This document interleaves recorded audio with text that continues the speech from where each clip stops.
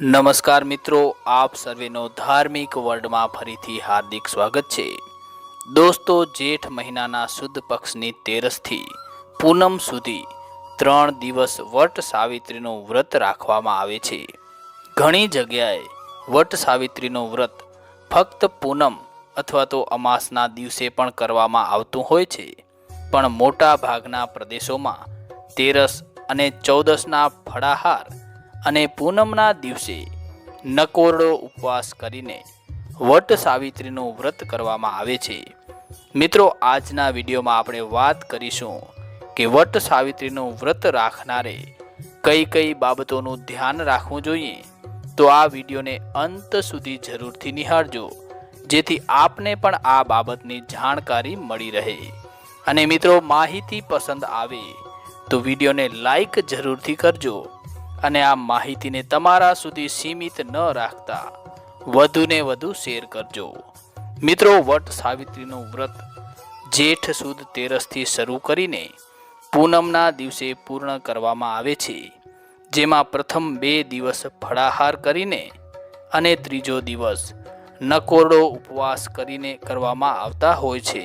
વટ સાવિત્રીનું વ્રત પરિણીત મહિલાઓ રાખતી હોય છે અને આ દિવસે મહિલાઓ પોતાના પતિના લાંબા આયુષ્ય માટે વ્રત રાખે છે। અને એવું માનવામાં આવે છે કે પૌરાણિક સમયમાં સાવિત્રીએ પોતાના પતિ સત્યવાનના પ્રાણ યમરાજ પાસેથી પાછા લાવવા માટે આ વ્રત રાખ્યું હતું। ત્યારથી તમામ પરિણીત મહિલાઓ આ વ્રત રાખે છે। મહિલાઓ આ દિવસે વટવૃક્ષ એટલે કે વડના ઝાડની પૂજા કરે છે અને વટવૃક્ષની પ્રદક્ષિણા કરીને પતિના જીવનમાં આવતી મુશ્કેલીઓ સમસ્યાઓને દૂર કરવા માટે પ્રાર્થના કરે છે। ધાર્મિક માન્યતા અનુસાર વટવૃક્ષ નીચે બેસીને પૂજા કરવાથી અને સૂતરનો દોરો બાંધવાથી પતિનું આયુષ્ય લાંબુ થાય છે અને દરેક મનોકામનાઓ પૂર્ણ થાય છે, કારણ કે આ વટવૃક્ષમાં બ્રહ્મા, વિષ્ણુ અને મહેશ આ ત્રણેય દેવતાઓનો નિવાસ છે। તેથી જ આ વટવૃક્ષની પૂજા કરવાથી સુખ, સમૃદ્ધિ અને સારા સ્વાસ્થ્યની પ્રાપ્તિ થાય છે। મિત્રો, વટ સાવિત્રીના વ્રત દરમિયાન વ્રત રાખનાર મહિલાઓએ કેટલાક નિયમોનું પાલન કરવું પડે છે। એવું માનવામાં આવે છે કે જે પણ મહિલા વટ સાવિત્રીનું વ્રત રાખે છે તેઓએ આ નિયમોનું અચૂક પાલન કરવું જોઈએ, નહીં તો તેઓની એક નાનકડી ભૂલ પણ પડી શકે છે ભારે। તો ચાલો જાણીએ કે વટ સાવિત્રીનું વ્રત રાખનાર મહિલાઓએ કયા ખાસ નિયમોનું પાલન કરવું જોઈએ। મિત્રો, પ્રથમ વાત કરીએ તો વટ સાવિત્રીનું વ્રત કરતી મહિલાઓએ આ દિવસે ભૂલથી પણ કાળા, સફેદ કે વાદળી વસ્ત્રો ન પહેરવા જોઈએ અને વસ્ત્રોની સાથે આ દિવસે કાળી, સફેદ કે વાદળી રંગની બંગડીઓ પણ ન પહેરવી જોઈએ।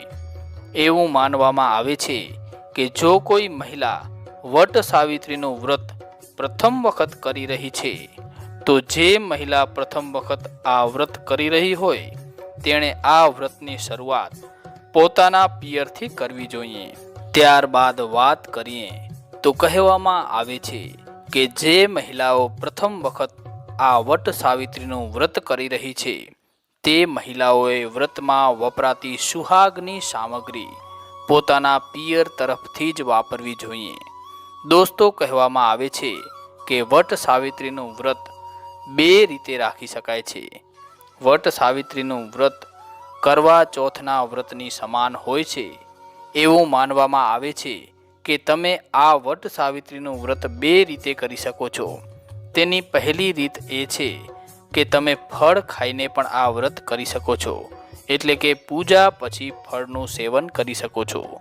જ્યારે બીજી રીત એ છે કે તમે પૂજા પછી વડના ઝાડને અર્પણ કરવામાં આવેલી તમામ વસ્તુઓનું સેવન કરી શકો છો, એટલે કે તમે અન્ન પણ ખાઈ શકો છો।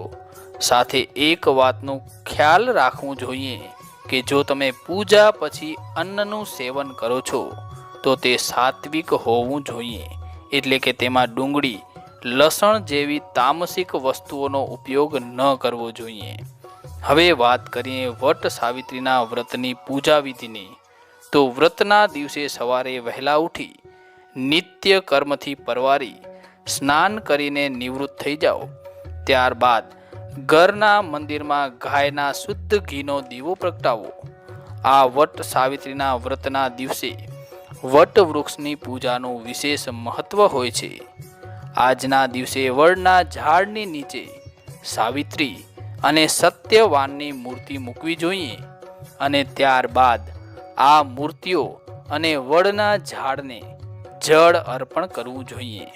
આ પછી પૂજાની તમામ સામગ્રી અર્પણ કરવી જોઈએ. પછી 7 વાર વડના ઝાડની પ્રદક્ષિણા કરતી વખતે લાલ સૂતરનો દોરો વડના ઝાડ સાથે બાંધવું જોઈએ અને આજના દિવસે વટ સાવિત્રીના વ્રતની કથા વાંચવી કે પછી સાંભળવી જોઈએ. અને એ વાતનું ખાસ ધ્યાન રાખવું જોઈએ કે આજનો દિવસ પૂર્ણ રીતે ભગવાનના ધ્યાનમાં અને ભક્તિમાં પસાર કરવું જોઈએ. મિત્રો, આ વ્રત લગ્ન પછી 5 વર્ષ કરવામાં આવતું હોય છે. પછી માત્ર પૂનમ કરવામાં આવે છે. તે 14 વર્ષ કે આજીવન કરવામાં આવતી હોય છે. પૂજન અર્ચન દરમિયાન 14 ફળ તથા 14 નૈવેદ્ય અર્પણ કરી શકાય છે. સ્થાપન કળશમાં સરસ્વતી દેવીનો આહ્વાન કરી અને પૂજન કરવામાં આવે છે. વ્રત દરમિયાન ધ્યાન, મંત્ર અને સ્તુતિનું આગવું મહત્વ છે. મિત્રો, અહીં એક સ્પષ્ટતા કરી દઈએ કે જુદા જુદા પ્રદેશો પ્રમાણે વટ સાવિત્રીનું વ્રત કરવાની રીતો જુદી જુદી હોઈ શકે છે. આ વિડીયોમાં સામાન્ય રીતે પાળવાના આવતા નિયમો તથા રીત રિવાજો વિશે માહિતી ઇન્ટરનેટ તથા ધાર્મિક પુસ્તકોમાં આપેલ છે. તેનું સંકલન કરીને વટ સાવિત્રીનું વ્રત કરનારની જાણકારી માટે મૂકવામાં આવેલ છે. તેમ છતાં કોઈ વિસંગતતા જણાય તો કોઈ જાણકાર અથવા ઓથેન્ટિક પુસ્તકમાં આપવામાં આવેલ માહિતીનો ઉપયોગ કરી શકો છો. મિત્રો, અમને આશા છે કે આ માહિતી આપને જરૂરથી પસંદ આવી હશે. માટે આ વિડીયોને તમારા પૂરતો સીમિત ન રાખતા વધુને વધુ શેર કરજો. અને મિત્રો, જો આપને આવી ધાર્મિક અને આધ્યાત્મિક માહિતી ગમતી હોય અને ચેનલને હજુ સુધી સબસ્ક્રાઇબ ન કરી હોય તો સબસ્ક્રાઇબ જરૂરથી કરી નાખજો. કારણ કે આપણી ચેનલ ધાર્મિક વર્ડ ઉપર આવી જ હિન્દુ ધર્મને લગતી ધાર્મિક તેમજ આધ્યાત્મિક જાણકારી મૂકવામાં આવતી હોય છે. ધન્યવાદ. જય શ્રી કૃષ્ણ.